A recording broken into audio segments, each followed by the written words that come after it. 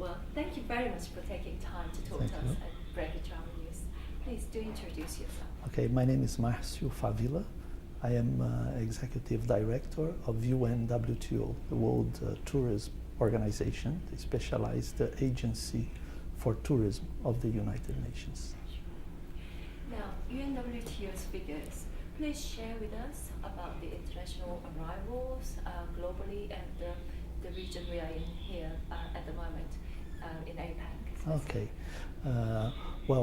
Last 2012 was a remarkable year because for the first time international arrivals crossed the 1 billion mark.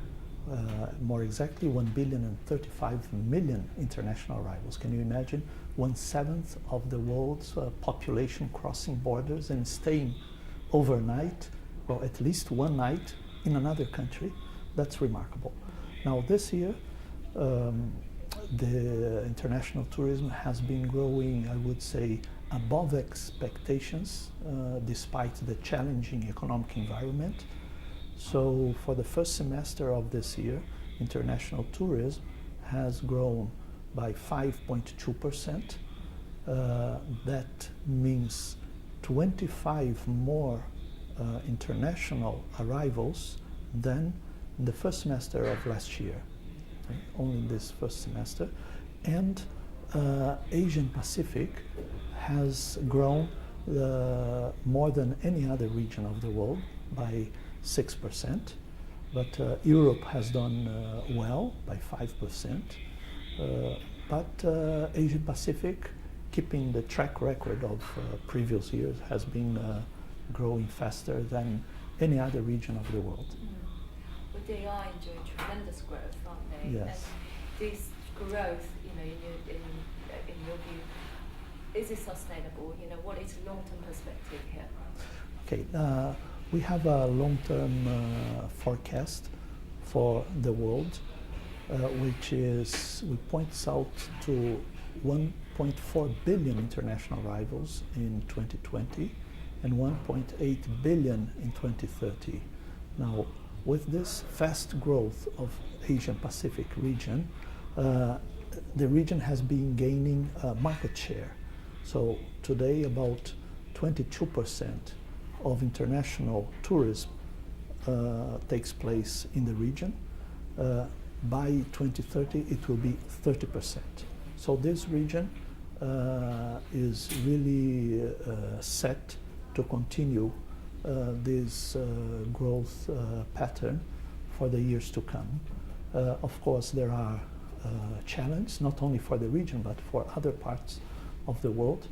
But this is the result of the growing affluence of the societies of this region.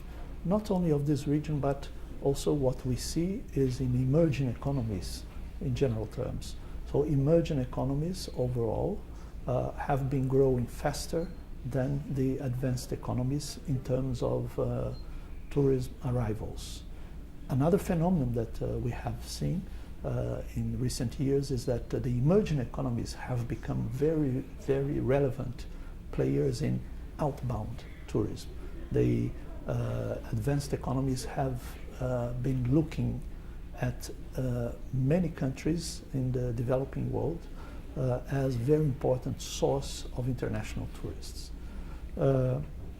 But tourism, as many other activities in the world, have to look at sustainability issues. But I do not mean only environmental issues, but the three pillars of sustainability: environmental, economic, and social pillar of sustainability. So this is a very important focus that we have to give in tourism.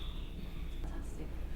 Well, lastly, I just wanted to end with a question, perhaps a personal question. What is your favorite travel moment? Okay, that's a very good question. And the focus of UNWTO and governments in developing tourism, in the end, is on the generation of jobs. And that is very important, to see people in the country, in the local communities, everywhere, having jobs and jobs of quality.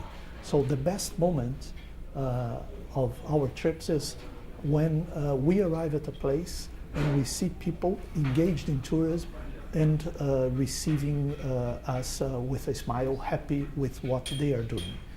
Not because we are arriving, but they are happy because they like what they are doing.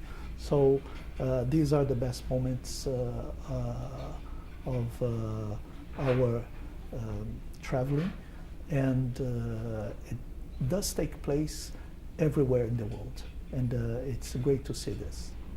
It's about making difference. Yes, exactly. The travel industry does good. Yes, that's Thank good you. and makes everyone a better person.